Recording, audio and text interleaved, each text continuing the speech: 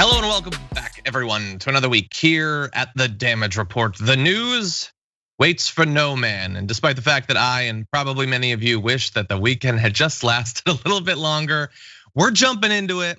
A lot's happening. And we're very excited, very lucky to have joining us for another week of the news, Francesca Fiorentini. How's it going, Francesca? Hi, John. It's here we are again. Do I sing that song? I don't know if I sing it right. I don't even know what song that is. But yay! Welcome to the Dragon Den, and it's like the Thunderdome except sad. 2 dragons enter, 1 dragon. So tell me, before we jump into it, how have you been? How has the Bitchuation Room been? How was your episode yesterday? Oh, it was so good. We had Kim Kelly, who writes for Teen Vogue and a bunch of other places, talk about the unionization effort going on in Alabama at an Amazon warehouse. And so it was really dope. Apparently the workers they're feeling good. They've got a majority of workers who are gonna vote to unionize. So I just can't wait to see Bezos, flip the toupee that he doesn't wear and freak out. And so it was great. It was excellent. Mike Drucker, who is such a crusher on Twitter, and he's a comedian, so funny. So we talked about all the things that happened last week, but mostly Ted Cruz, of course. Okay, so immediately, that's awesome. By the way, have you heard about the resignation bonuses they're doing to try to clear people out? Yeah, apparently. Yeah, it's straight. Apparently they do that often. It probably, so I don't know if it's unique, but it might be unique to this warehouse.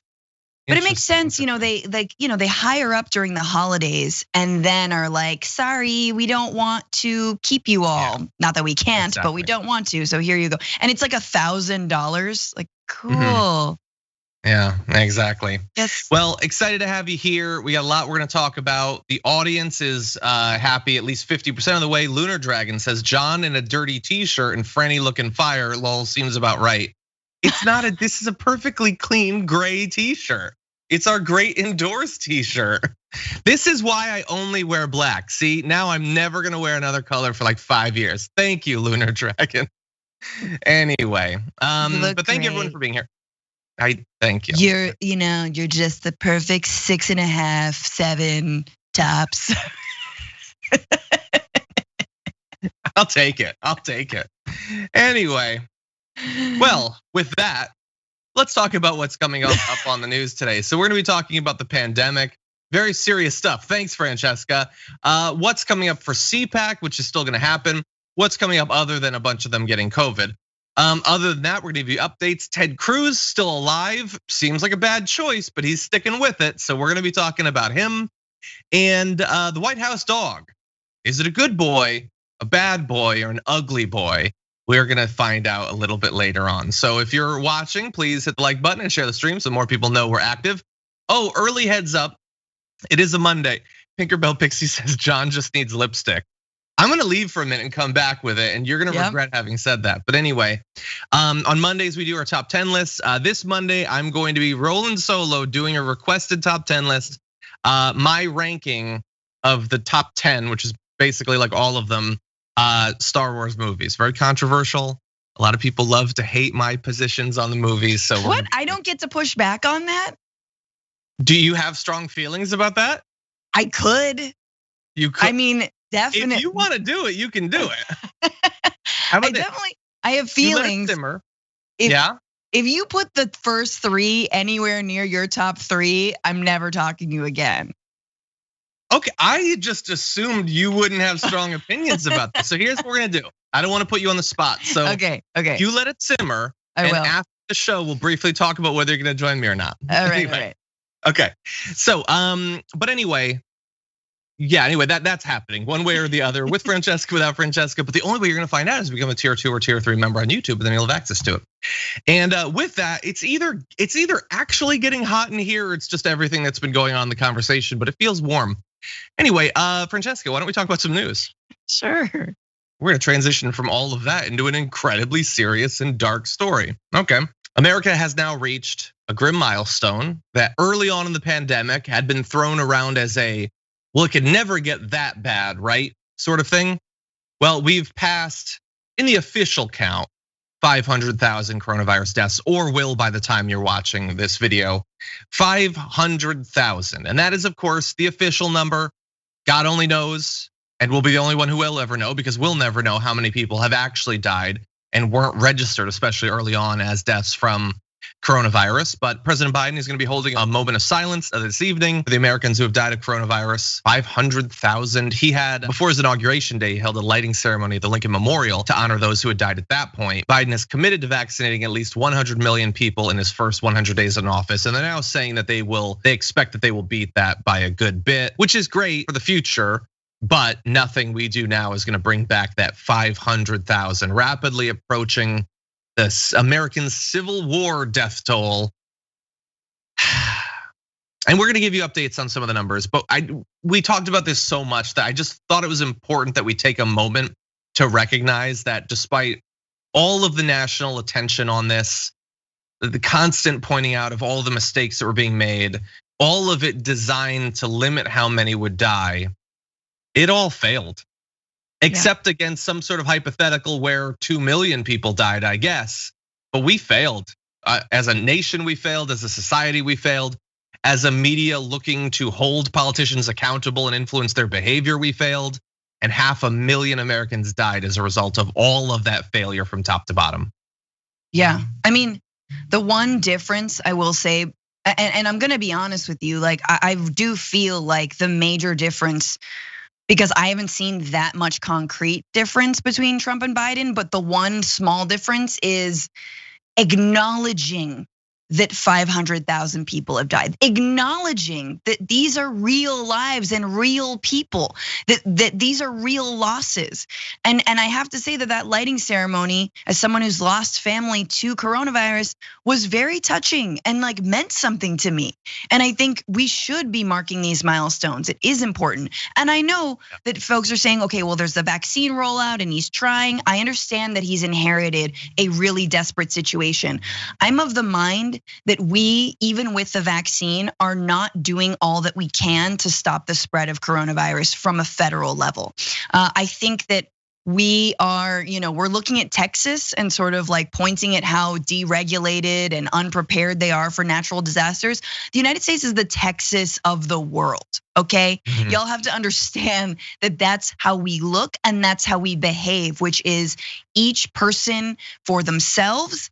It is a highly and bizarrely individualistic culture. There is no infrastructural for health or for communities, right? Like this is a dog eat dog country. It is a sink or swim. The market comes first and your lives come second. And we have shown that over every single month of this pandemic, including this month of Biden, right? I mean, I think some basic steps like travel restrictions, real restrictions, not just suggestions, real restrictions so that we don't keep these new variants from spreading all over the country.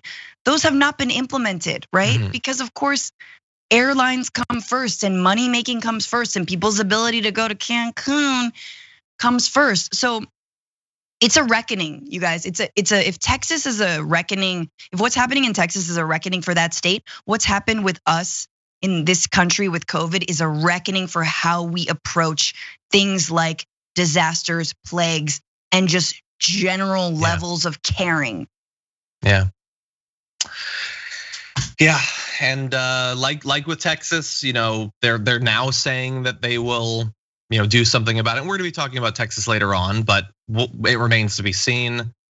And you hope, like, I don't know if it's sort of a core part of progressivism or if it's something that's just sort of tangentially related, but like at least, whatever I am, I want to live in a world where we care to know what is true, that we will pay attention to keep tabs on what is true, and based on what happens, what actually happens, there will be effects, there will be consequences.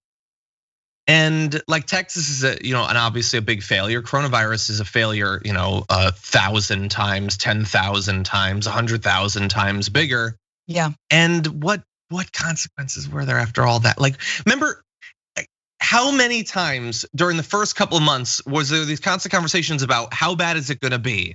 Well, they say maybe it'll be 80,000, but now they're saying, well, it's just going to be 80,000. It's not going to be 200,000. So Trump is doing a good job because you guys said it might be this, but now it's just going to be this. It would never be that. Oh wait, now it's that, but it could have hypothetically been higher. And like nobody early on, no matter what they might say now, and they won't say anything because they don't have to. They can just not talk about it. Like Biden is acknowledging this. Fox News isn't going to give a damn about this.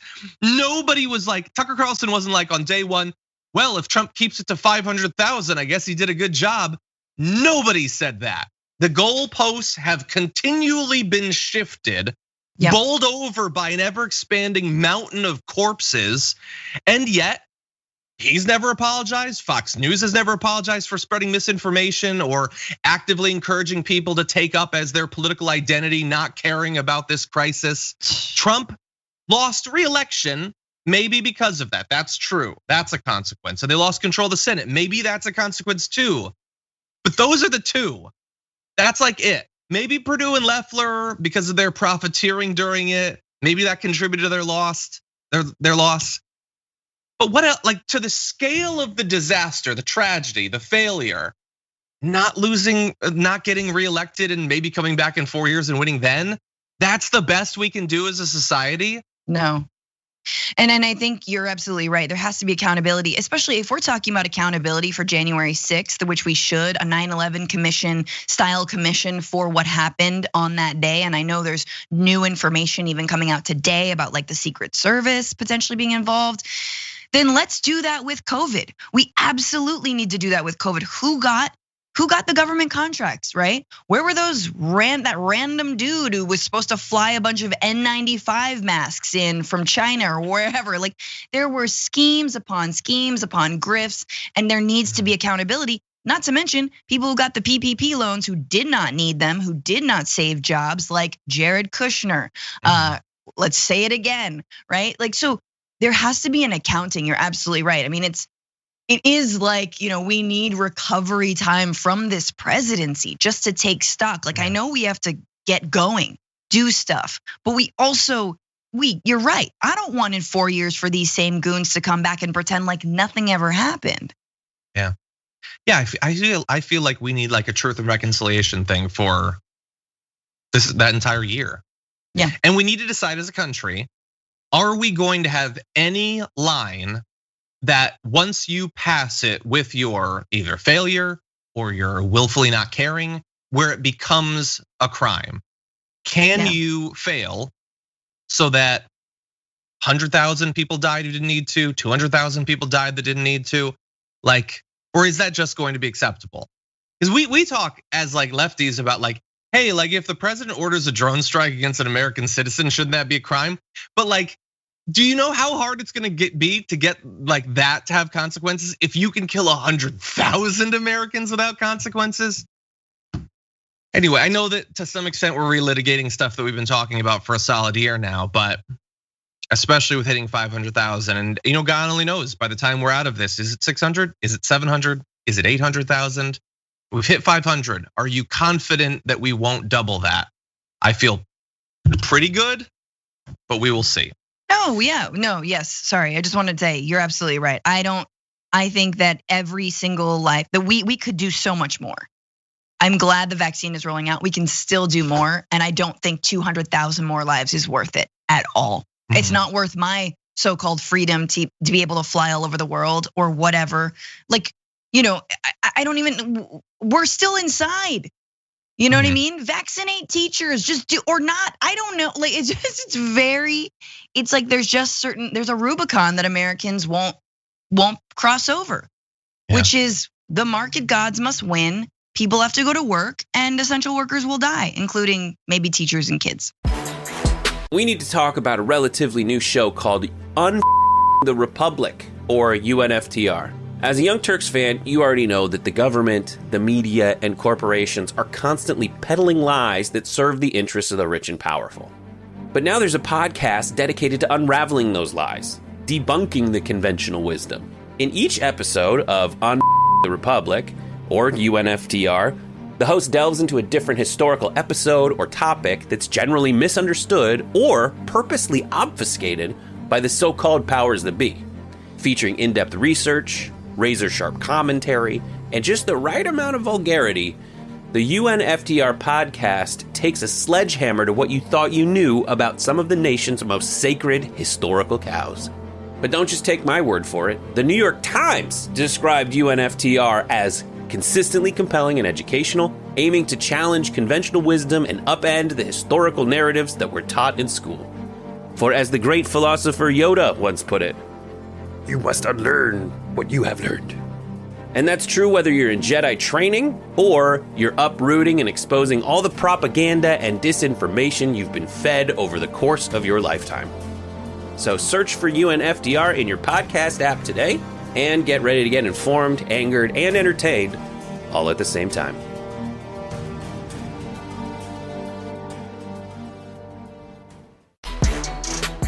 Here are some of the most recent numbers as of yesterday. COVID tracking project, which unfortunately is not going to be functioning for about another, for about another month, they're going to keep going and then they're going to stop. They say that the federal information is now accurate enough. I guess. I think we're still giving the Biden administration credit that they haven't yet actually earned, but we'll see. They say that there were 56,000 COVID hospitalizations, 58,000 cases, and a little bit less than 1,300 deaths. Now that is over the weekend, so we'll have to see, by Wednesday when it tends to peak, what that will look like.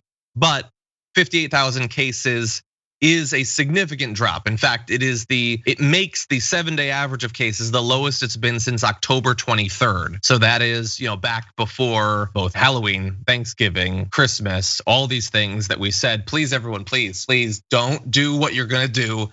It's gonna result in a lot of people dying. You were here. We did that. And a lot of people still did all of their partying stuff and their traveling stuff. And you can see from the cases how they went up and the deaths went above 3,000 or 4,000 a day. Again, everything that we said came true, and it doesn't matter that everybody, and when I say me, I mean literally every responsible person in media and science. And so things look like they're getting better. Now that is unfortunately usually when things start to get bad, when people are like, oh, it's good again. That's unfortunately the way it works. But maybe with the combination of increasing vaccinations, and in fact, you can see where we rate. If you're looking for the US, it's down there near the bottom. In fact, if we go to the second one, you'll just see a better view of where we rate. It's not great, but it's going up. And hey, a lot of people have had it and might be resistant now. So hey, Francesca, maybe we're moving towards normalcy. Yeah, cool. We still don't know what we need to know about this virus. My God, you could maybe get it again.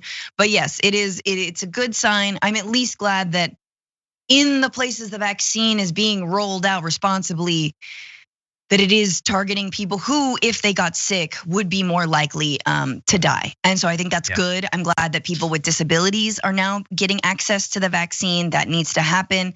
People with comorbidities, that really needs to happen as soon as possible. And for everyone else to just be really thoughtful. And I mean, look, we're being forced into this Republican mentality, which is always, it doesn't matter until it happens to me. I don't care until it happens to me. And I urge everyone to try and resist that push to feel that way, because we're so sick and tired of, not being able to do the things that we're enjoying. And sadly, we don't have the leadership we need, which is why even though restaurants are open, I'm a pass. You know what I mean? I'm a pass for now. Yeah, I saw Denny's that had a big outdoor. It won't be Denny's. Are you kidding me? I'm not gonna die for Denny's. I'm not gonna die for Denny's. And I like Denny's. I will pick up the food from Denny's. I don't need to sit at a Denny's. Dude, I'll make you a breakfast that'll be better than Denny's, John. I like Denny's. I'm just saying, that's why you're gonna die. No, I wanna die because I decide at long last that, it's probably safe for me to get a motorcycle again. That's how I wanna die. I don't wanna die as a result of Denny's. Or I will die as a result of Denny's, but not from going to Denny's once. I wanna die the way an American dies, from going to Denny's for my entire life. And then this happens and you die from Denny's. This episode not brought to you by Denny's. But anyway, It's good food. You look great, John. Yeah. No, that's not what I'm doing, but thank you. Aside from his resignation from a Hollywood union and him calling into Fox to ostensibly talk about Rush Limbaugh having died, but just complain about the fact that he lost re-election, Trump has kept a very low profile since he was booted out of the White House. That ends this coming Sunday at CPAC, when Donald Trump will apparently tell the assembled Republicans that he is the Republicans' presumptive 2024 nominee for president. Anonymous sources told Axios that his plan is to assume the mantle of challenger to Joe Biden or to another Democrat should the 78-year-old president decide not to run for a second term. Understand, of course, that by that point, Trump will be just about that same age. And an unnamed longtime advisor was quoted as saying Trump's speech to the right-wing event will be a show of force with the message, I may not have Twitter or the Oval Office, but I'm still in charge. Francesca, what do you think? No, thank you. No, you know. No, thanks. Do not want. No. Oh my God. Oh, the most block emojis. I'm not scared or mad at Donald Trump. I'm scared of the media. I really am, because in 3 years, when he starts campaigning in earnest and all the media's like lost their revenue sources because Trump's no longer in office and things are sort of less on fire, they're all gonna be like, what if we did that thing where we gave him a bunch of free coverage? And then they're gonna cover empty podiums again and they're gonna reinflate him again. And I just I don't care if he's on the ballot. I just don't wanna see him and Biden in another debate.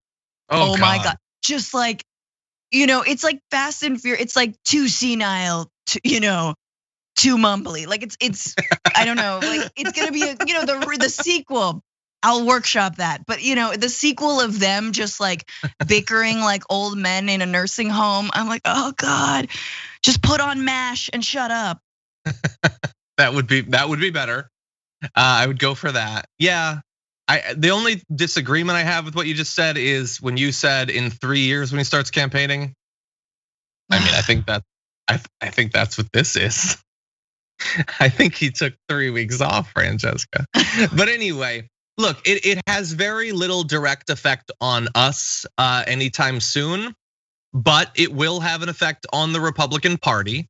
Him doing this between now and the next 2 years, that either could or should cause many other potential Republican nominees to decide it's not worth their time or effort or fundraising, which they probably won't be able to do because all the money will go to Trump anyway. So it is definitely going to have an effect on politics. It also could potentially influence the way Republicans interact with Joe Biden and the Democratic majority. So Trump has far less direct ability to hurt the American people in a variety of ways than he did back when he was president. But he's still going to try to hurt people. The only hope we have is that, and this is another one of the things that those anonymous advisors of his are starting to say, that he is going to be raising a ton of money to run primary challenges against the people who have angered him. And the vast majority of those are going to be Republicans. So good. That actually is kind of awesome, and I'm here for it. But anyway, it's about to come soon. Now, I don't know if his speech at CPAC will be the beginning of him regularly engaging with the Republican Party in politics rather than from behind the scenes. But it might be. He's gonna have an audience. They're gonna cheer him a bunch. He's gonna have missed that. It'll be interesting to see if he's willing to go back to just playing golf after getting that high once again. John, what do you think? Do you think he's gonna be like new and improved and have a bunch of new talking points and really like revamp his image and maybe admit that the coronavirus was really serious? Or is it just gonna be, I won, he never liked me. Remember Reince? I don't know. Why am I saying Reince? I think Reince. Here's my theory about. I think that's what's gonna happen. Yes, I think it's gonna be the Rush Limbaugh call into Fox for. He's gonna talk for 145 minutes in a row. That's my guess. We'll have to see. Now, Other than Donald Trump declaring total dominance over the Republican Party and challenging anyone to challenge him, what else will be going on at CPAC? Well, here is what conservative activists and those who are involved enough in this whole thing that they'd go to CPAC during a pandemic again. Remember last year's CPAC when some people got COVID? Now a lot of people are gonna get COVID, but that's not gonna stop them. Here is some of what's going on. And we know this from some of the panels they're gonna be having. So let's see, you can go to the panel with Jason Chaffetz on it, saying it's the Protecting Elections Part 3 panel. The left pulled the strings, covered it up, and even admits it. I don't know what that's a reference to. Francesca, did you admit it? Did you admit that you stole the election? I actually, and this is not even a joke, I put it on my Christmas card. Oh, stupid, don't do that. I put it on my, I know, so you can just see it, but I admitted it on my Christmas card to people and sent it out to family and friends. Like, I also stuffed ballots for Joe Biden, so you're welcome. Yep. Merry Christmas. I did some ballot harvests. It was my backyard garden. I grew a crop of ballots and through Pennsylvania that way. Yeah, there's a YouTube video on how to harvest your own ballots. It's great. Yeah. Anyway, so really fast, that panel is very emblematic of what this entire thing is gonna be like, because there's also Protecting Elections Part 4, failed states, Pennsylvania, Georgia, Nevada, oh my. Number 5, they told you, by the way, we're skipping 1 and 2. Number 5, they told you so, the signs were always there. Let's see, we've got other culprits, why judges and media refuse to look at the evidence. So, and that's got a current representative, Mo Brooks, who says this election was obviously stolen. The evidence is 100% clear. Why isn't anyone listening to it, including the dozens of judges they tried to get to? So there is a good chunk of the entire CPAC is going to be about this election was obviously stolen. Here is what we should do as a result of it. That sounds like fun. Yeah, Mo Brooks, who also spoke at the Stop the Steal rally and helped plan it, and definitely should resign or be ousted from Congress. But no, he will not be, I guess, at this point. We're gonna have a lot to talk about next Monday, John. I am very excited to see this, like nut job con. Like, what is it called? Is it like, what should we rename CPAC? Well, people are saying, considering all of this, it's a little bit less CPAC and a little bit more QPAC, but we're gonna have to CPAC.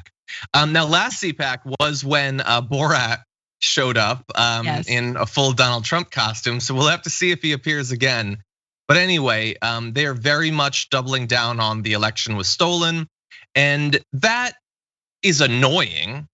But what really matters is that they are 100% comfortable saying that an election that, in terms of the total number of votes wasn't even that particularly close and was analyzed and audited and all that over and over, which just says to me, there's no election that they won't claim is rigged, and they know that their audience is here for it, that they love that sort of stuff. So, I mean, this is their party now. So get ready for that.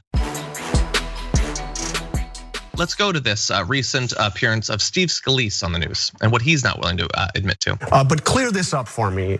Joe Biden won the election. He is the legitimate president of the United States. The election was not stolen, correct? Look, Joe Biden's the president.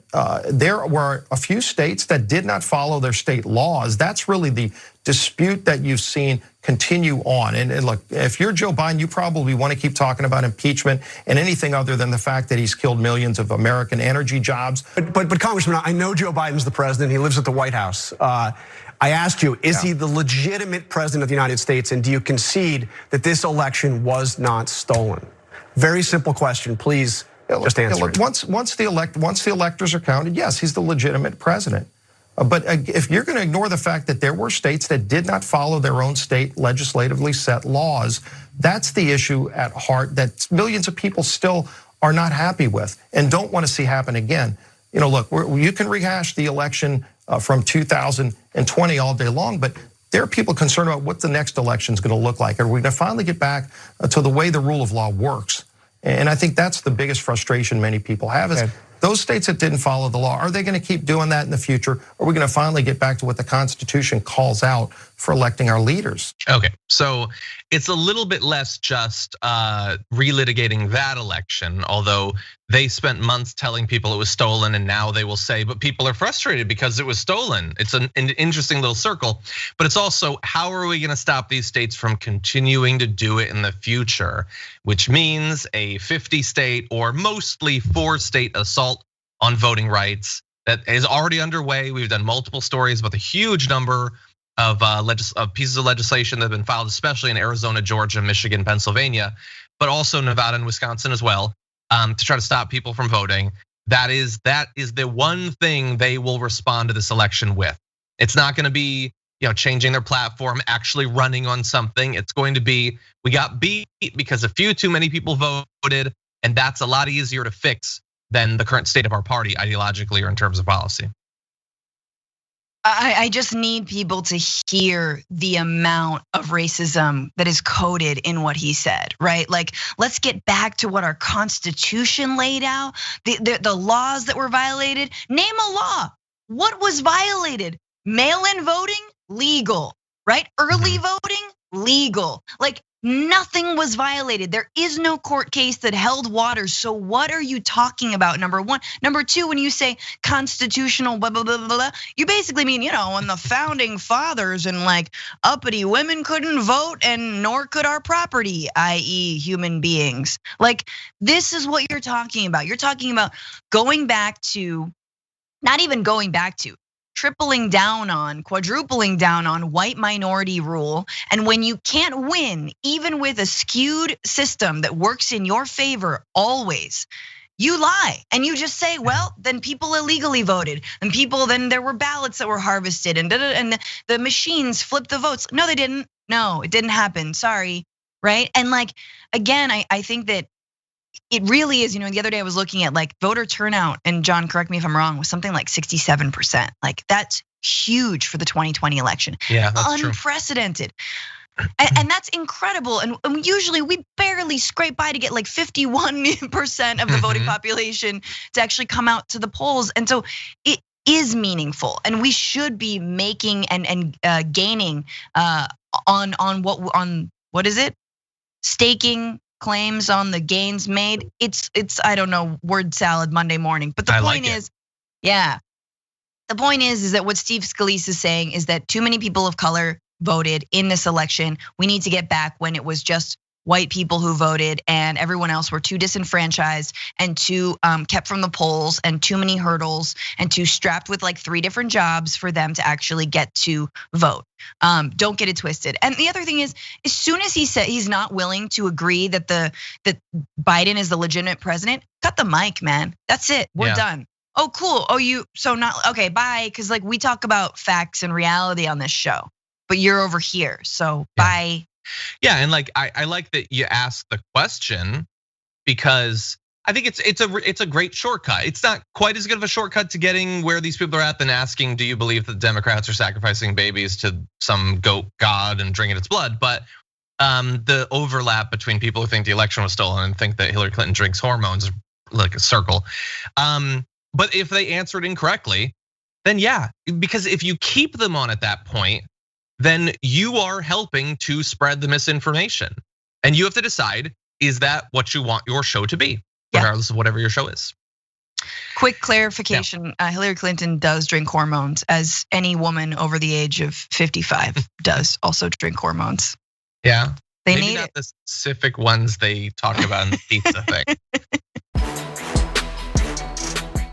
Ted Cruz was tired of being mocked over his ridiculous lies about his Cancun trip, so he decided he would rather be mocked about his supposed charitable efforts now that he's finally back in Texas. He's being attacked online for posting pictures of himself loading water bottles into a vehicle as he seeks to repair the political damage from jetting off to Cancun for a family vacation. You can see the photos here with the hashtag Texas Strong, and he's got the Texas mask on. Hey everybody, Texas, Texas, and also, might I add, Texas. I'm here. Everyone stop hating me, please. I don't know, Francesca, what do you think? I mean, this, if he had just done this first, sure, that's something.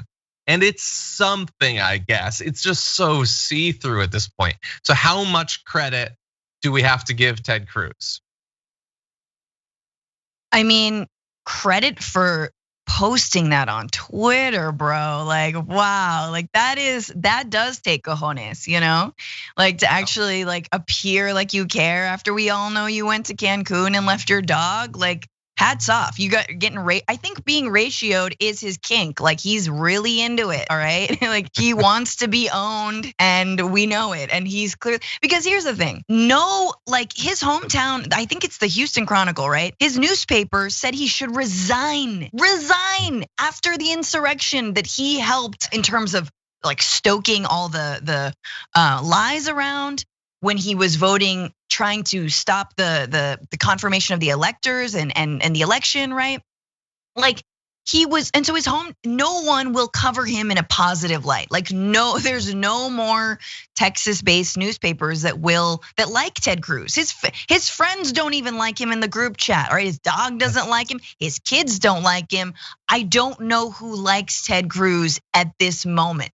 Nobody likes Ted Cruz. And so it's funny to see someone who's like, you should look, a news outlet should come and at least snap a photo of that and give you a little column, but they won't.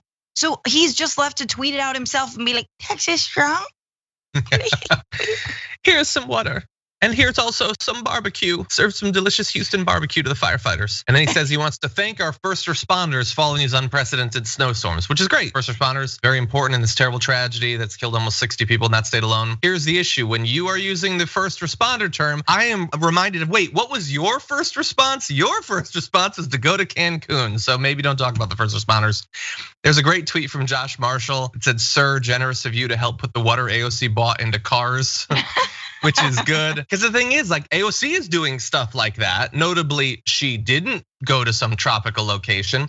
She also raised close to $5 million. I think it's at 4.7, I think, is what it's up to. So doing the actual, like the hand labor is important. Volunteering on the ground is important. Raising money to help so many people, arguably even more important. And again, it's just like when politicians do stuff like this, it's not like if AOC had just gone and volunteered at a shelter. That would be so amazing because of the actual work she's doing. It's important because it shows us what your priorities are, what you think of in these sorts of times. When you do it only because you were attacked, then it's not like it's objectively helping that much. And we know you didn't want to do this. So yeah, I guess it's better. We've been saying for a few days he should be helping out. He's sort of doing that. It's better than him still being in Cancun. But we're also still thinking human beings, and we're going to criticize him, I think, in a fairly reasonable way. No, and this is the thing though, is I think that Beto and AOC are doing the right thing, not just morally, but also in terms of optics and politics. Like Texas is a state that is a purple state, could potentially go blue in the future. And this is where Democrats need to do what Republicans do, which is using these moments to their advantage. And yeah, I'm gonna say to their advantage, because it just so happens that the Democrats, people like AOC, their master Machiavellian plan is to give people good union jobs that create green energy so we can stop climate change and extreme weather events like what just happened in Texas. Yeah. So it's on all the levels, it's what you need to do. So anyway, I'm just so glad she's there. And I also think that Biden, when it's safe and the snow, allows the choppers through, Biden should get there. Yeah, Biden should be there too. Yeah, I wonder how successful and enduring the Green New Deal just that hasn't been passed, destroyed Texas stuff will be, because Texas was hurt because of some of the natural implications of or natural outcomes of having this deregulation, free market sort of thing. The energy companies didn't prepare, even though they knew what the problem was, because it would cost money, and so people suffered and died. And the right's response is no. It's not the result of things that were actually done. It's the prophecy for things that someday could be done. And so if Texas comes out of this being angry at leftists who didn't have power and didn't get what they wanted done, rather than this is what actually was done, then maybe it won't move in a more blue direction. Maybe this will actually hurt the Democrats, even though the Republicans were the ones actually in power. And I know that's a surprise to some people, like Don Jr., who was talking about Texas's Democratic governor. that isn't the case. He's actually a Republican. They're the ones who had power. Now, it is about optics though, and I think you're right. It's like Republicans are so good at spinning stuff that isn't even in their favor. So Democrats, when they have this clear like open goal, man, you take that shot. Two more little updates about Ted Cruz that not great for the image of the Texas senator. One was that now he's back and he's doing his little photo shoots, giving the water and the barbecue or whatever. But there is a little issue with that because he was just in Mexico. He flew internationally. You're supposed to quarantine. It's still a pandemic. Remember? That was one of the reasons it was a bad idea to go in the first place. Not the worst, but it was a bad thing. And now you're back. So you've done 2 international trips. You're supposed to quarantine at least for a few days, but he's not doing that. And so hopefully none of the first responders or regular Texans that he's gonna hand bottles of water or throw paper towels to will get coronavirus from him. But that is still a concern. Ideally, he could have shown a little bit more care, but if he had just gone home and quarantined, then he wouldn't be able to do the photo shoot. So he chose to risk infecting other people. Yeah, he's very close in some of those photos. He's like hand on the back, like, hey, you got that? I don't know who's taking his photo. I'm sure he just strapped a GoPro to his dog at that point, sent it off. The frosty remains of the dog. Yeah. And I mean, nobody wants to be that close to Ted Cruz outside of a pandemic. Dude, understand who you are. No, obviously, the one good thing that comes out of the pandemic is that there are some people who always deserve a 6-foot distance from everything and everybody. Ted Cruz is one of those people, so keep it going. But yeah, and this is again the thing, and I won't talk about international travel too much, but all that stuff is like guidelines, what you should do. And we know that people are not following those rules. And then you have leaders like Ted Cruz absolutely not following those rules. I mean, he could be like, hey, it's like, get on top of the message here, buddy, and not by tweeting out Texas Strong and you handing someone a water bottle. Instead, you're like, I'm doing the responsible thing and staying home because I have been on an international flight, 2 of them. I've been in Mexico. I don't know what I was exposed to, and I want to keep people safe. In the meantime, I'm helping raise blankety blank blank. Or in the meantime, I'm convening some sort of look at ERCOT or like some sort of look at what happened. Of course, he'll probably be on Fox News this week blaming wind power and AOC. Like, mark my words, that will happen. Exactly, and finally, the last little update. As if we needed another piece of evidence that he had been lying about his cover story, Axios has learned that Cruz invited David Panton, his longtime friend and former roommate at Princeton and Harvard Law, to join the family getaway to Cancun. An aide tells Axios the senator extended the invitation only after the Cruz family planned the vacation last Tuesday. Panton accepted and flew to Mexico, which that's really weird. Did Ted Cruz want his old college roommate to hang out with his daughters on their trip to Mexico because he wasn't going to be staying? Why was he sending that guy? And of course, no, he was going on a vacation. He was gonna stay for an average vacation's length. He brought people you might bring on an elite rich person vacation. That's all it is. What a massive liar he is. Sorry, I'm just like, imagine y'all, if it wasn't if this didn't happen to Texas, if it wasn't a snowstorm without a power, like with a power outage, like, imagine if he wasn't even a senator from Texas. Still, the Senate is on a recess in the middle. Like, I don't know, how long have they been in session? Not even a month, they're on a recess right now. It's still bad optics to go to Cancun, even without the entire Texas snowstorm and your like abdication of responsibility, because you're a senator and we still have yet to pass COVID relief.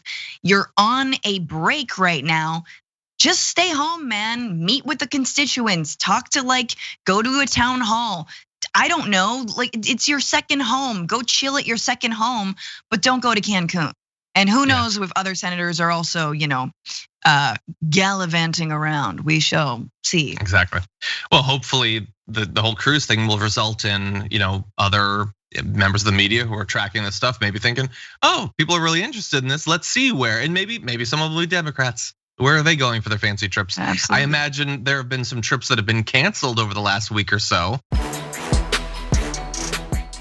Coming out of the horrible situation in Texas, you have obviously dozens of deaths. You have people still without drinkable water that needs to be boiled. What you also have is a lot of economic devastation for many of the people who are lucky enough to survive this terrible incident. Not only from people whose homes have been massively damaged from either flooding or pipes bursting or things like that, but also the fact that because of the unregulated energy market in Texas, you had the wholesale price of electricity spiking by more than 10,000%, which means that if you were lucky enough to have power, you might have a bill ranging from 4 digits to one person that had a higher than $17,000 bill for just that limited period of time during the storm. And for some people, it might mean that you were lucky to not have had access to power. So there are a lot of politicians, both local and national politicians, that are now calling for some sort of either federal or state level effort to help out the many Texans who will be economically devastated, but nobody can afford a $17,000 power bill for absolutely nothing. So you have the Houston mayor, Sylvester Turner, on Sunday calling on the state of Texas to pay for the enormous electric bills. And you have also some representatives and others saying that there has to be either federal bailout for this or the state simply waiving it, requiring the energy companies to waive it. But this is a lot of Texans who are not going to be able to pay these bills, and God only knows what happens to them after that. Yeah, I mean, I don't even understand why Texas would have to bail out these, like their people to pay what? I mean, what are we talking about here? Just because there was demand, electricity didn't just suddenly gain, like earn a golden sheath around it and become incredibly, no, the market dictated that. The BS market that has nothing to do with what it actually provides. Case in point, 6 days without power, $17,000 of an electricity bill, right? Like it's such a perfect example. And it's because Texas's energy supply and system was created to be pegged to market value so that when these things happen, the actual companies aren't responsible for filling in the gaps. The consumers are responsible for it. And the companies are banking on the idea that there's not gonna be a giant snowstorm in Texas. Oops, climate change, right? And there is, or oops, anything, right? So now they just, they siphon off the burden and they put it onto the consumer, and that's what it looks like. So again, it is a failure of free market policies. It's a failure of deregulation. It's a failure of what happens when you allow companies to just skirt regulations and do whatever they want because so they don't have to like prepare for these moments. So again, I'm like, what kind of money is this? This is not real money. Let's remember that. Yeah, and it's like in some, I've read a bunch of articles sort of trying to justify why this would be possible. And they say that, well, some people opted into this adaptive pricing model because if they live in an area where the weather tends to be very temperate and energy costs tend to be very predictable, you might save some money. Okay, so I get it, so it's adaptive, but you're saying there was no cap whatsoever designed into it. And I guess why would there be? The companies are writing all of the rules in Texas. But it seems to me like your point about the fact that it's not like coal was objectively more valuable during that time. Yeah. It's like if when there's a run on a stock, and why would that ever happen? This is crazy hypothetical. It's more expensive in like a philosophical sense, but it's not because the actual thing that's underlying it is more valuable, really. But at least in that case, you're choosing to buy the stock. And as it becomes more expensive, people who choose to buy it make it more expensive. Then another person chooses to buy it at that price. It's not a thing where you're just like, just give me some stock every 15 minutes for whatever the price is, and I can't stop it. These people in Texas weren't like, yes, I would like one $10,000 piece of electricity, please. They just automatically were charged insane prices. How can you possibly expect them to pay that? Yeah. Stupid. Everything financial is stupid. And I know I probably sound, I don't know anything about this, so I probably sound really stupid. But I fundamentally believe that the truth is stupid too in this case. I don't think any of No, you are right. that is stupid. It is a stupid way of doing things, and especially going forward.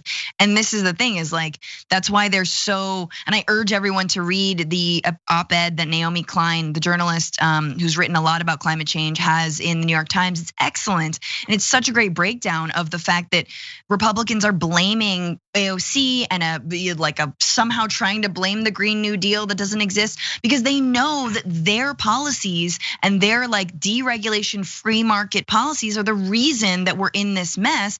And that actually going forward in a time of climate crisis, in a time that like we are reaping all that those policies have sowed, that they're out of answers. They don't have any more answers, to the point where their elite is just skipping town.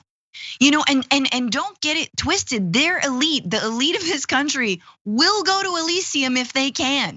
Like Mars rover, like as soon as the Mars, billionaire habitat is ready, they're gonna go there. And like I always say, speed it up, baby, because we got it here. If y'all just go over there, we'll be fine, right? We'll be fine. I don't even need your tax money. Just stop gouging us from this point on. Yeah, I agree. What a mess. Newsmax, a serious news station, you can tell it's in their name, has a serious concern about the Biden administration, about the White House. Can we trust a group of people that would leave a dog in the shambles? Take a look at this. Did you see the dog? I want to show you something I noticed. Doesn't he look a little rough? I love dogs. But this dog needs a bath and a comb and all kinds of love and care. I've never seen a dog in the White House like this. I remember Buddy, I remember Millie, I remember lots of dogs, but not a dog who seems, I don't know how much love and care he is getting. Let's bring in the historians. I'm having fun with this, obviously, but I do want to talk about some stuff. Millie had like a staff, and they really took care of her. Very beautiful dog.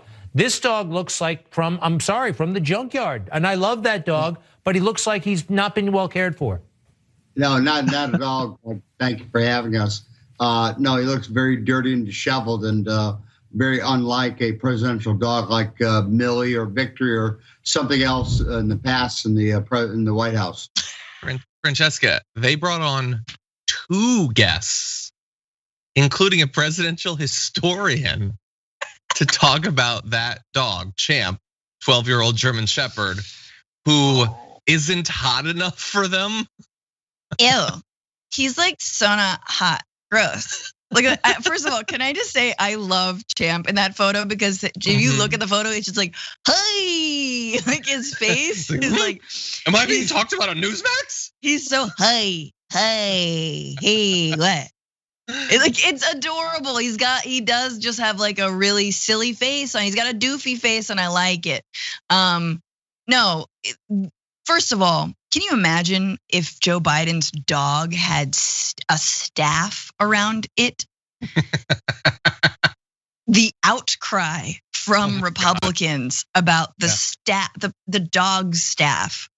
No, look, first of all, there's a long history of dogs in the White House. The last one being orange and overweight, and like nothing. Once Trump has gotten into the Oval Office, it has become a junkyard. Nothing is sacred. How dare you talk about a 12-year-old rescue dog like that? We love him. Oh, what's his name again? I am a simp for Champ. We love him. We don't know his name. We love him. Yeah. Look, I don't care. I really don't care. I just want to know about what the cat's up to. Cause like honestly, my favorite Clinton was Socks. Yeah. Socks was the best Clinton. Let's be real. Socks was not a neo-lib. Socks was a pure anarchist, black and white kitty. All cats are. They want destruction and mayhem and no borders, baby. We love it. No gods, no masters.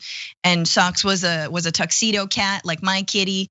So I just want to see Biden's cat, and then we can talk. Exactly.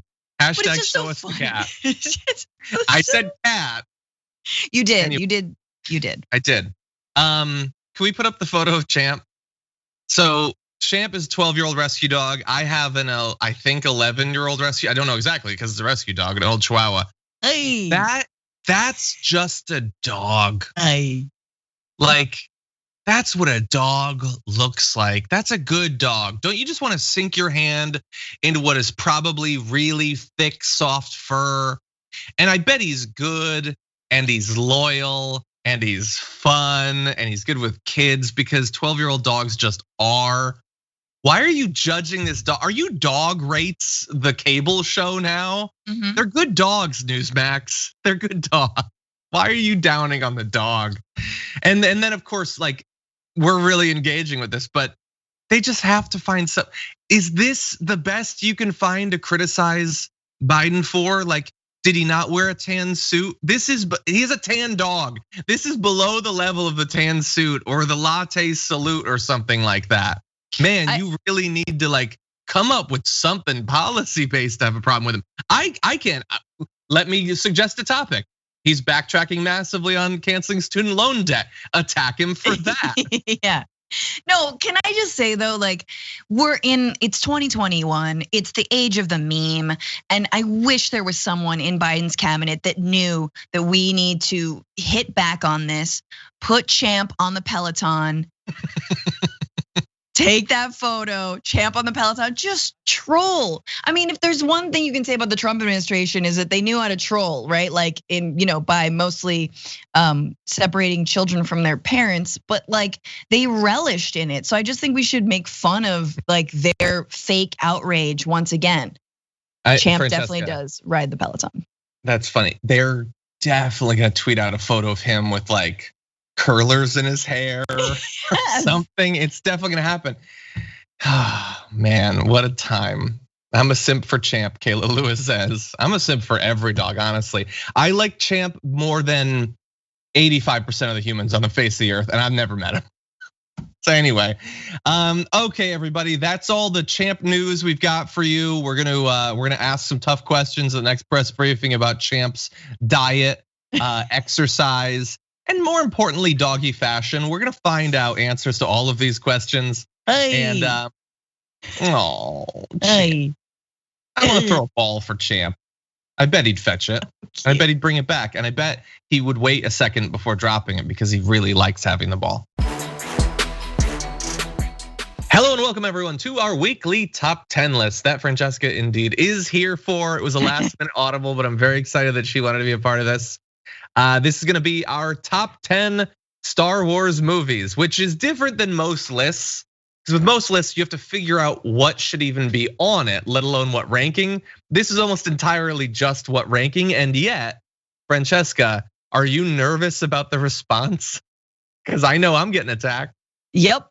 The attack of the chat is gonna be the next Star Wars sequel. Yeah, no, exactly. You can't have an opinion about Star Wars without the nerds or the ultra nerds or the nerds warring against the other nerds getting mad at you. So yeah, you're never. I'm a pleasing nerd, everybody. but yeah, no, you can't please everyone. So here's what we're gonna do. We're normally in these top 10 lists, we each do 5. In this case, we wanted to each do 10, but I am going to take inspiration from a podcast that I love, the Beyond the Screenplay podcast. They recently did their top 10 movies of the aughts, and they did it in this format, which I think will make sense. So first, Francesca is gonna give us her 10 through 4, and we can talk about any standouts from that. Then I'll do my 10 through 4, and then we'll alternate for the top 3. And only then will we mention the one that didn't even make it on the list because we want to add a little bit of suspense. But I'm very interested to see what yours will be like. I will say that mine, I know that I've ranked them before, but I couldn't find it. I did find a tweet I'd sent out where I'd given a letter grade to them. And my ranking no longer is in the order that I letter graded them. So I guess these things naturally change over time. There's new movies. There's new things. That's also true. That's also true. Okay, you want to launch into this? You want to give us your 10 through 4? Okay, so when do I talk about the films that did not make it at all? At the very end. At the very end, because we want to know maybe it's coming.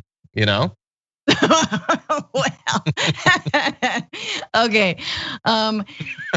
So, okay, first of all, obviously disclaimer, I'm not the biggest Star Wars nerd there is. I'm sorry if I get your names wrong, and I'm sorry if I don't know which planet, which species is from, and I'm sorry if all these names of the films sound the exact same. But I did grow up on Star Wars. I do have an older brother. I love Star Wars. I love the original trilogy. And I have loved a lot of what has come out since, and I have also not loved it. So definitely a fan, not a super fan. Number 10. And I guess this is a little bit okay. So wait, 10 through 6. Okay, 10 through 6. Or 10 through 4. Oh, 10 through 4. Okay, my bad. Yeah. Okay, number 10, Revenge of the Sith. Last of the first 3, the trilogy or the prequels. It's when okay, we know Revenge of the Sith. Darth Vader gets all disgusting and says quotes like, "In my opinion, the Jedi are the bad ones," or something like that. From my point of view. From my point of view, yeah, that's what it was. I did consult my boyfriend Matt Lieb, who did help me, who does actually work on the Star Wars internet show. So he knows this a lot better, but he reminded me of that horrible quote, "From my point of view." So bad. But it wasn't the worst of the prequels. 9, Attack of the Clones, because I'm a lady who enjoys some backstory, and I did like some of the love scenes in the couple that had the least amount of chemistry ever. Okay, so 9, Attack of the Clones. 8, A New Hope. It's just kind of normal. It's the first one, it's the first Star Wars ever. It's like, it's good, but it's normal. Nothing really that amazing happens. 7, skipping down to the sequels, The Force Awakens. Han Solo gets killed. Also, the sequels I can kind of interchange them. I don't love. Interesting. Yeah. Okay. 7, Force Awakens. 6, Rise of Skywalker. 5, Last Jedi. Well, hold on. So really fast. Let's stop at Rise of Skywalker. So you have that in sort of the middle range. So you kind of liked it. You liked it more than some of the newer ones and some of the older ones. Oh yeah, the Rise. Hang on, the Rise of Skywalker is the that's the most recent one, right? Yeah, exactly. Yeah, I liked it. I actually really liked it. I think that the like I am the daughter of Homeboy of Palpatine was not. I was not into that at all. Yeah, me either. But I did think that Adam Driver's performance, and again, I'm a lady, I like the love stuff, I like the weird sexual tension. Adam Driver's performance, I think, crushed it for me. I think that outshone the stupidness of her being Palpatine's daughter, which was like, just let her be her own thing. Totally. Just let her. Sorry, let her be her own thing. I agree. Okay, but so then so Force Awakens, Rise of Skywalker, Last Jedi number 5, which was really good. Luke dies in that, and then Return of the Jedi number 4, which was obviously the last of the original. Yes, the Return of the Jedi. That'd be 4. Okay, so that takes us up to the final 3. But yeah. Okay, so we'll get to that in a few. So you don't like, it's not like you only like the old ones or you only like the new ones. It's really a mix. That's interesting. No, I think I mean, obviously, like the ones that didn't make it, I'm sorry, but spoiler, Phantom Menace doesn't make it because I don't care about the trade war, and I don't care about your weird Chinese accent, and you're like just horrible scripting, no personality. Qui-Gon's boring as hell. Ewan McGregor, I've never hated him more. I'm sorry, like it's just so boring, no personality. If I could, I think that the first 3 shouldn't be on this list at all. So yeah. Okay. But I also anyway, I also have a thought about it. Well, I'm gonna give my 10 through 4 and we'll talk. My 10 is Rise of Skywalker. Of the new movies, I did not. I liked Adam Driver was okay. Some of the actiony stuff was okay, but some I don't know, just it didn't really care about Rose. It didn't care about. It's just so many characters just didn't seem interested in, and like at the end when all the ships come, it was clearly trying to do the Marvel portal scene thing, but it didn't really feel earned. Anyway, so that was my number 10. 9 was Solo. I've only seen it once, but it was perfectly fine. 8 was Revenge of the Sith, which I used to like because the last lightsaber fight is pretty good, but I've watched it multiple times and that is really like the only good part of it actually. So you can't get higher than that with one good scene. 7 is The Phantom Menace. It does have horrible like personifications of Asian characters, Jewish characters, black characters, it's really bad. But it also had Darth Maul and it had the single best lightsaber fight scene of any of these. And so I did like that. Are you saying you like Jar Jar? That's basically just an admission that you think Jar Jar was perfect. Okay. Okay, no. Jar Jar was an abomination on the franchise. Okay, horrible. I think horrible. Jar Jar isn't as bad as the head Gungan. That's worse. That was bad. No, I like the head Gungan. He had that thing. Okay, he was like, what were they trying to say? Did he have a medical problem? Look, William Barr. It was the only parts that William Barr could get. Oh my God, does look like him. Anyway, that's number 7. We're still high up. Okay, number 6 was Rogue One. I think it's a very solid movie. Cool characters, and not cool characters because you've seen them in 6 movies. Just cool new characters. I thought it was pretty awesome. I've still only seen it once. As I see it more, it might even move up. But that's my number 6. Number 5 is A New Hope. Perfectly serviceable.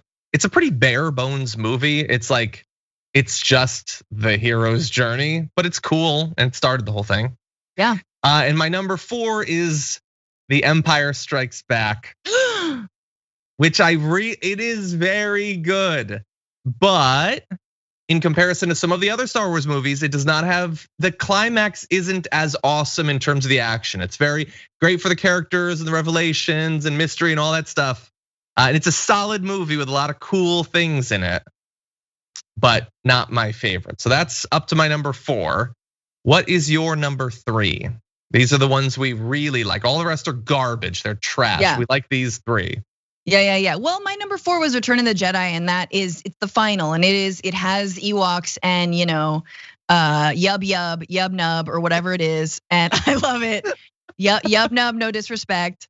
But my top 3 are Mandalorian, season 2, maybe the episode with Ahsoka, and when we find out that Grogu's name is Grogu, but the Mandalorian series is excellent. It's so good.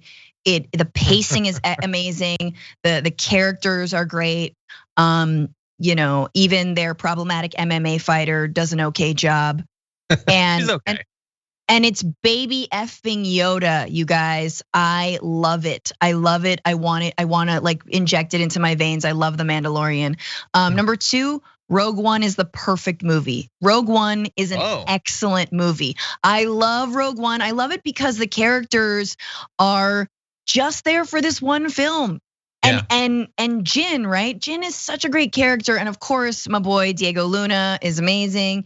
And it's what started everything even before A New Hope. It is the blueprint to the Death Star that we didn't even know we owed the entire franchise to this one moment. And so many people died in it. In fact, everybody, sorry, spoiler, everybody dies in it, but they did it. They sacrificed themselves. This is the Jesus on the cross of the entire series. Can I add good. To that? It's really good. Because I didn't. Maybe Rogue One should be higher for me. So yeah, you're right. All those characters are great. K2SO, the droid, is awesome. Yeah, awesome. And also you have, I don't remember their names, but you have the guy with the machine gun and the guy who's like kind of a Jedi. So good. Oh my God, so good. So good. And multiple times during that film, it definitely is like then we got to do this errand and that errand and that errand. But I think that movie definitely was like oh, they're gonna not make this. Like, and it dawns on you that that they're not gonna make it, and either they're gonna fail completely or they're gonna fail, and that's the point. It just, it's so good. It's so good. I gotta watch that again. Yeah, and number one is it is the backstory. It is the drama. It is the thing that propels this entire franchise. It is Empire Strikes Back. And yes, I'm being basic because many people say that, but also I'm a basic bitch. I'm a basic person. I want to be entertained. I liked the new Star Wars films. They're all in the middle there for me. They're strong films. They're entertaining as hell. So Empire Strikes Back is definitely the film. Interesting. Okay. Well, I will say, and this is a bit of a spoiler for my top 3. I didn't consider Mandalorian for this because it's not a movie. If I was considering it, it would be very high up. I really like The Mandalorian, both seasons. But I'm just doing the movies. But that said, and Empire Strikes Back was great. I love it.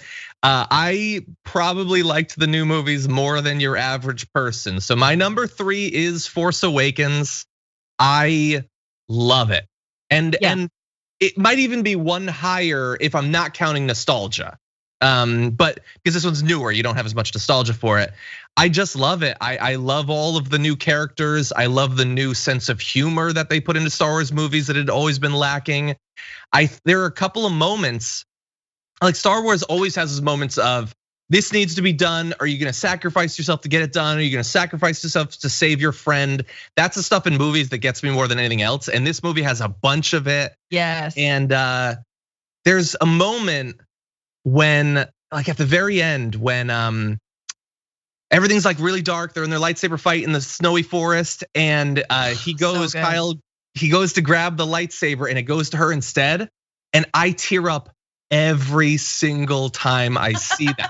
I'm about to tear up right now thinking about it. Actually, it definitely I love that about Star Wars though. Like that's the moments that give you chills are like that's how you know it did its job as a Star Wars film. And you're totally right about that. Oh, that snowy fight scene is so good. I love it, and I love the new style of lightsaber fighting. That's much more like, no, these are actual swords with weight. I like it. So that's number 3. Number 2 is Return of the Jedi. It's my favorite of the originals. Yeah. Just because like growing up, I liked the Ewoks. I thought that was cool. I liked the motorcycles through the forest. I liked the assault on the Death Star at the end. I thought trying to win his father back over, like and the beginning sequence with the Sarlacc and all that is really cool. It's just such a solid movie with so much good stuff in it. I know that Empire is like technically a better film and it's got better surprises. Got Jabba. Yeah, but I love Return of the Jedi. That's my favorite of those. And so my number 1, and this is one of the most controversial pop culture positions I have, is Force Awakens really could be number 2 if not for the nostalgia. My number 1 is Last Jedi. Yeah, I love Last Jedi. I think it's like almost the perfect Star Wars film. It's got great the fight near the end with Kylo and her fighting those like red armored guards or whatever is so good. The entire sequence on the like salt planet at the end is so beautiful. Yes. The beginning scene with the bombing run, obviously it's ridiculous. Physics don't make any sense, but forgetting that little mini scene where the woman on the bomber is just trying to accomplish her task, I tear up during that every time. That could have just been a short film and I would have loved it. It's just got so much. I like the stuff between Kylo and her. There's some parts that aren't amazing, but I love that film. It's just so cool. It's so beautiful and cinematic. I think the new Star Wars films, I'm sorry, they really found their groove. They really found what was good and beautiful, and it was the pacing was much more like the original Star Wars, and they used CG in a way that was not like ham-fisted and ugly and bad. And the characters have always been the thing that drove Star Wars. It wasn't just the universe that was created as the prequels created. But yeah, oh my God, when I saw the Spanish ladies on that island that Luke is training on, the little Spanish like frog women in The Last Jedi, it's so good. They're so funny and I like the little birds. Oh my God. What are they? God damn it. The porgs? The porgs? How They're can you cute. not like the porgs, the foxes, the Spanish ladies, any sequence of training, right? You got the training young Rey. I love it. It was a great film. Yeah. It was. And like the Luke versus Kylo at the end, when Kylo is trying to like have all those things shoot at him and he just wants him dead. And the three different perspectives on what actually happened during his training. Like, and I liked the fact that she was just a nobody again, as you were saying. They took that back in The Rise of Skywalker, which they really shouldn't have, but I just love it. Come at me, internet. It's good, okay? It's good. Anyway, what I think you might be right on that. What? Phantom Menace didn't make it on your list, but one other must have, because you had The Mandalorian. So Solo was such a sad specimen. Yes, that of is a film. true. Like it was an action film, cool. It could have been so much better, but it was just another action film, and I'm like, all right, I fell asleep. But that's again, like, I'm the kind of person that like I do like fight scenes, but I also need some like drama and stakes and interesting pacing and interesting backstory. And Solo had like Emilia Clarke wasn't doing it for you. I love Emilia Clarke, but her character was bad. And then like Woody Harrelson appears, and you're like, what is this? I liked Woody Harrelson. I thought he was pretty good. I didn't really love the Solo guy, but I liked the train heist. I thought the train heist was cool. The whole no. The whole thing. Okay. Solo deserves a better movie than that. Okay. Yeah, it was the worst of the new movies, I think. And like compared to Rogue One, it was no. But yeah, and for me, Attack of the Clones didn't make it. I think I've watched Attack of the Clones all the way through just once. And the stuff at the end was kind of cool. And I remember in the theaters flipping out when Yoda started flipping out. But like, it was all this stuff about trying to figure out who was making the clones. And I didn't care. Like, why are you, this isn't Sherlock Holmes. What are you doing, Ewan McGregor? I don't know. I didn't love that. Oh my God, I tried to watch Phantom Menace. Speaking of the one I didn't like, I tried to watch it recently on May the 4th. Just like, whatever, let's do this, let's see. And like, when I was 16, it came out 15, 16. And like, even me, high as a 16-year-old, watching it and being thoroughly disappointed, but happy that it was a Star Wars film in the theater that I got to see. Like, then, however many years later, I'm like, nope, I was right. It sucks. I couldn't watch it all the way through. Yeah, I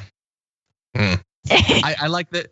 I mean, look, when Darth Maul puts his hand up and one lightsaber comes out and then another comes out. Sure. I forget a lot of other stuff about the movie at that point. As a young boy, it was just, you can do that?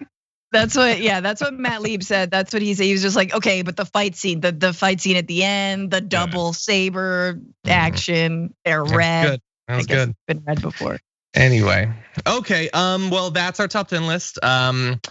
Thank you all for joining us. I'm sure you just enjoyed that and don't have anything to say to us, but feel free to post below.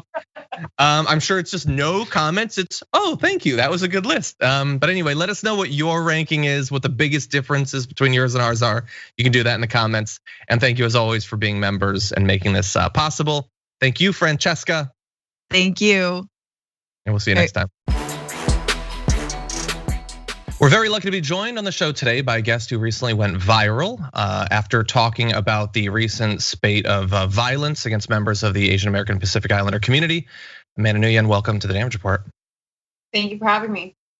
Thank you for joining us. So this is a topic that has obviously demanded attention, but hasn't received much of it, this recent xenophobic wave of violence.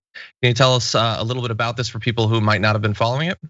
Yeah, absolutely. Ever since COVID has happened and certain elected leaders like President Trump have used racist rhetoric in order to scapegoat a group of people, including Asian Americans, we have seen the consequences of that leadership, of that rhetoric. That has been a spike in hate crimes against the Asian American community. So for instance, in New York, we've seen over a 1,000% spike of hate crimes, and that recently has resulted in lives being lost.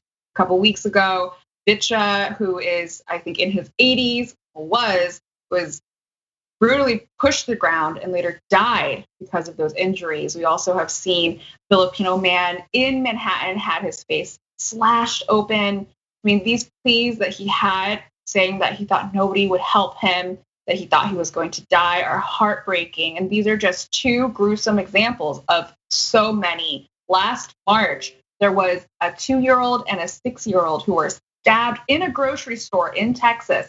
The man who stabbed them thought they were Chinese, they were Burmese, and he on the record said that he stabbed them because he said he thought he was preventing the spread of COVID.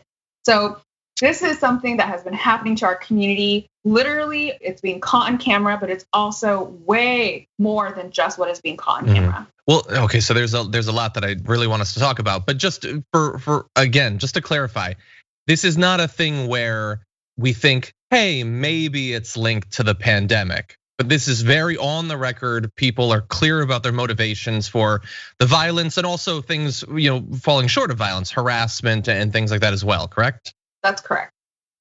Okay, and it does seem like recently, including in the examples that you gave, that it seems like older individuals might be being targeted in particular. Is that the case, or is that just anecdotal?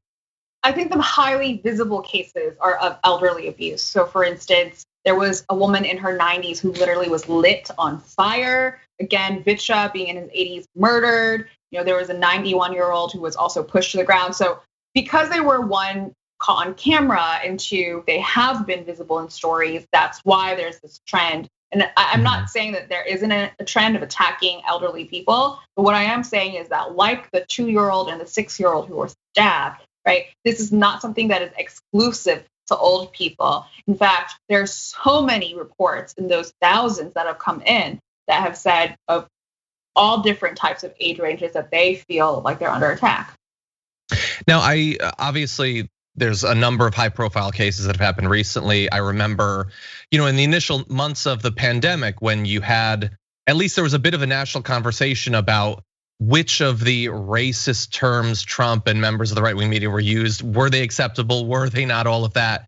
And there was harassment attacks then. Was there a period where it got any better, or was that just the media, including possibly myself, losing track of the story? It's certainly the latter. As the community, as a member of that community, I have never, in the period of COVID, felt a relief from the fear, from the fog of terror that happens when I walk outside the door, right? These people who have been attacked at all different age groups and have been attacked doing daily activities like walking on the street, going to the grocery store, just standing on their sidewalk. So the fear is absolutely real. To a level of extent, this is terror domestically. And I want to call on everyone who may be a bystander or just even as a member of your community to stand up and say something, to denounce these hate crimes. So President Trump is gone, so we don't have to worry about some of the things he might say during a press conference. And we've got President Joe Biden instead, who seems less likely to use some of these terms, but is he really helping? Is there something he could be doing to help fight back against this more than a year-long campaign of harassment and violence? There's no doubt that the highest office in the land has incredible power to prioritize what the nation's attention span is. And while I'm so grateful that President Biden and the White House have issued the executive memorandum calling and denouncing these hate crimes, there's still so much more that can be done, right? So I want to see exactly what the DOJ is going to do, what Merrick Garland is going to do as Attorney General, right? I want to see not only in this justice framework, but also in the Department of Education. Why isn't AAPI history taught so many people don't know that American history includes the internment of Japanese Americans. So many people don't know that one of the largest lynchings in US history was against Asian Americans. People don't know that the KKK targeted Vietnamese Americans in New Orleans. This is part of history that has been completely erased. And when you erase people, you erase our humanity. Silence is violence. And I wonder if maybe this is linked to what you were just talking about, but generally, if there is like random acts of violence, that the media usually is pretty interested in that. They like talking, especially local media, they like talking about acts of violence and things like that. And yet, as you talked about earlier, this series of attacks isn't something that the media is treating particularly seriously. Is it just, sort of racist lack of attention? What do you think is the cause for the lack of national conversation about what's been going on? Yeah, I'm calling out not only the media, but everyone who's in a decision-making position. When we get to elections here, Asians were the margin of victory in Georgia, right? And even in polling, even in progressive spaces, the API community is left off of polling. We are always an afterthought. I can't tell you the amount of times that I've been in progressive spaces which espouse virtues of diversity, and I look around and I'm the only API member there. Right? So this has got to change, where people think that, we can just erase them. They don't really matter. They're not a voting power block, which is certainly wrong. We are one of the, if not the fastest growing minority group within the United States. But even beyond that, I'm really done justifying why it is that we deserve to be included within your diversity roster. We deserve to be included because we exist. We've contributed to this country. There's a significant history of us being a part of this country. We are Americans, so start acting like we are. Now, we've talked about the media. We've talked about like people like Joe Biden, other politicians. For regular people who are watching this, what, if anything, can they do to try to fight back against what we've been seeing? I think it's so important to start the conversation for there to be empathy. I think empathy is the key here. If you've ever eaten Asian food, if you ever watched any of our things, if you ever listened to our music or K-pop or anything like that, just know that there are also so many people, a huge community behind that while contributing to your life also is calling out for help right now. So tweeting something, posting something, all that actually has dramatic effect. That video that I posted a couple weeks ago went viral because people cared. And I want to thank everyone who has tagged folks who have said, hey, you know what? I'm not going to stay silent on this, because it really created a new reality. It created a space that said, hey, I am here to listen and validate and see your pain. And therefore, that's why we've seen thousands of APIs speak up for the first time, because they feel like, oh, maybe my grief will be actually seen. The opposite of love isn't hate, it's apathy. And silence erases our humanity. And so what people can do is speak up. Awesome. Nguyen, founder and CEO of Rise. Really appreciate you taking time out to join our show today. Thank you. Thank you so much.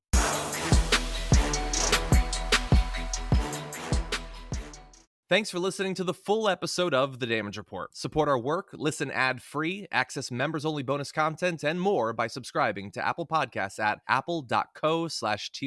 I'm your host, John Adarola. I'll see you soon.